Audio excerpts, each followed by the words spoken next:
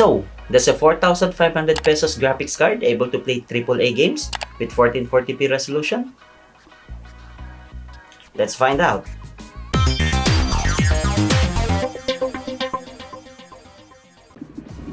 So ito yung system guys na ginamit natin para i-test out ang Sapphire Pulse RX 574GB.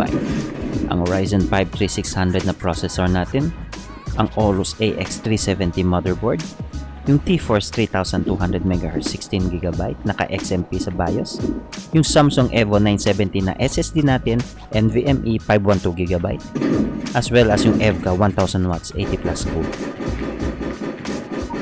Ito naman yung detailed specs ng Sapphire Pulse RX 574GB. You can pause the video if you must para i-check yung mga specifics niya. But the most important thing here is the GPU clock, which is 1284MHz, and also yung memory clock is the 1715MHz. First off, we will be benchmarking the card using the Heaven program. By the way, we are using a Xiaomi Curve gaming monitor 34 inches with a max resolution of 3440 by 1440p with a refresh rate of 144Hz. First, subukan muna natin i-max out lahat ng graphic settings nito sa Heaven benchmarking, as well as ang max resolution nito na 1440p. Of course, we don't expect much sa card na ito lalo na sa ultra setting at sa 1440p. For comparison purposes only, kaya natin ginawa ito. So ito na yung results guys ng benchmarking. Bagsak ang FPS nito to 23.6, which is para sa karamihan ng gamers natin is not playable. Subukan naman natin sa medium graphics settings at sa 1080p resolution ng Heaven benchmark natin, which I think is playable naman at sa tingin ko is smooth sa mga modern games natin ngayon. Ito na yung results para sa medium settings na ginawa natin at sa 1080p resolution para sa Heaven benchmark. Pumalo ang average FPS na 112, which for me I think is pretty impressive para sa ganitong card. Subukan naman natin ang card sa CSGO with a max out setting at 1440p. Sinadya po namin na video camera recordings ang ipapakita sa inyo instead sa screen capture recording, since ito po yung end goal natin na may papakita sa inyo kung ano yung actual gameplay na lalabas sa mga screen ng monitor nyo. Also, hindi rin muna namin pinapakita ang FPS dito sa CSGO, since gusto namin ang mga mata nyo ang magiging judge sa smoothness ng gameplay.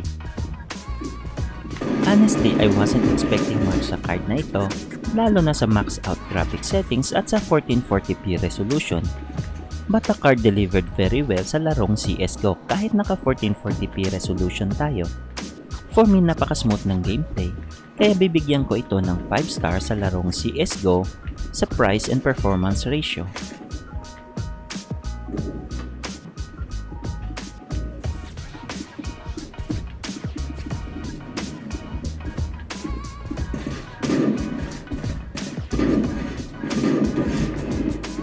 Subukan naman natin ang medium graphic settings at 1080p resolution.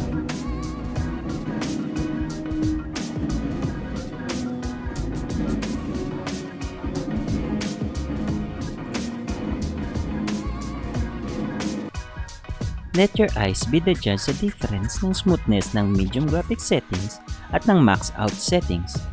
But for me, napansin ko, obviously, mas smooth ang medium settings. Depende na sa inyo kung anong isiset yung graphic settings, kung anong mas preferred yung gameplay, smoothness or more detailed graphics. Either way, playable naman yung dalawa.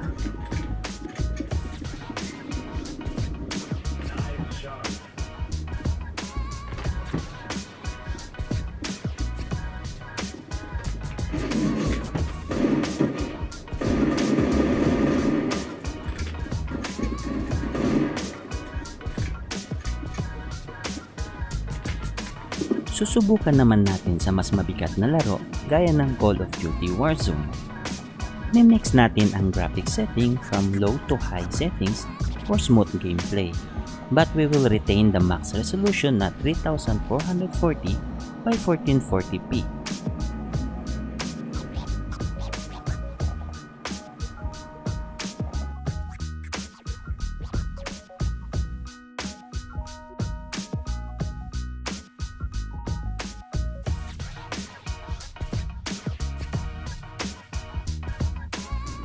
Ngayon guys, kung mapapansin nyo, makikita nyo na ang FPS counter sa upper left part ng screen. Pumapalo sa 50 to 60 FPS ang card na ito with a mixed graphics setting sa larong Warzone, which for me is pretty impressive para sa 4GB na card. And also, don't forget, ang gamit nating resolution is 1440p. For me, satisfied na ako sa smoothness ng gameplay nito as well as ang visual graphics nito sa current settings natin. If satisfied kayo sa performance nitong card sa larong Warzone, how much more sa mga better and higher cards with 6GB and up of VRAM. It will be very hard to beat sa price range ng RX 574GB since napakaganda ng performance nito kahit sa mga AAA games. Ang nakikita ko lang card na nagmang-match sa price range niya at sa performance is ang GTX 1050 Ti, which I think is a little more expensive versus sa RX 574GB. Based on my experience as well as sa mga nakikita kong reviews ng RX 570 at ng GTX 1050 Ti, mas lamang pa rin ang RX 570 sa overall performance nito as well as sa price range niya.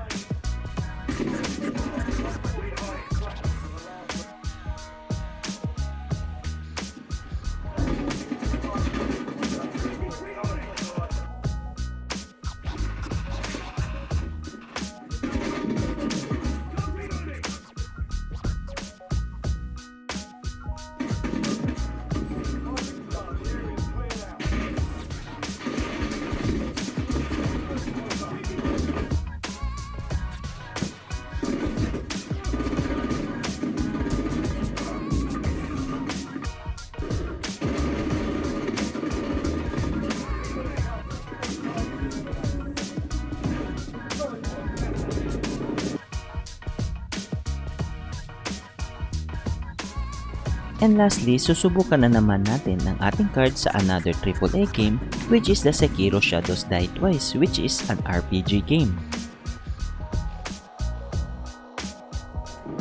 Again, imimix na naman natin ang ating graphic settings from high, medium, and low settings, but we will retain the max resolution na 3440 by 1440p. Again, the card delivered very well sa larong Sekiro Shadow Die Twice kahit naka 1440p na tayo. Actually guys, nagkaroon ako ng ganitong card last 2 years ago, but I did not expect na magde-deliver ang card na ito ng good performance lalo na sa AAA games at sa 1440p na resolution. I don't know about you guys, but for me, sa price na 4,500, then ganito ang performance ng card sa mga games, napakasulit nito.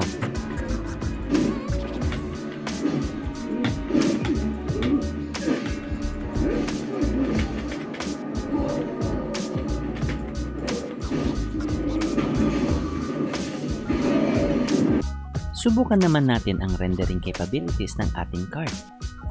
Gamit namin ang Adobe Premiere para sa video editing.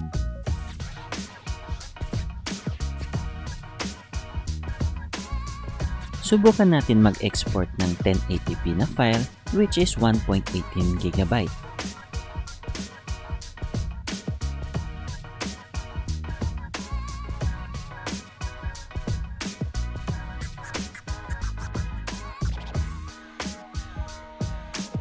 Umabot kami sa 7 to 8 minutes sa pag-render ng file. I don't know if it's fast or slow since hindi naman ito ang line namin, but for me, I think it's good enough. Once you press the button, magtitimpla lang kayo ng kape, At pagbalik nyo, I'm sure tapos na ang pag-render ng video nyo. If you are not a hard gamer and on a tight budget and considering a graphics card that can play AAA games with a reasonable graphics reduction for a smooth gameplay, you might as well consider the Sapphire Pulse RX 570 4GB or any other RX 570 for that matter, due to its price and performance ratio. This card performs moderately good to some AAA games, but it's likely that you will need a better card in case you will be playing a graphically demanding PC games such as Metro Exodus, Shadow of the Tomb Raider, and the likes. But at the end, it's all about how much budget you will place into your graphics card for your build. And remember, your money, your choice.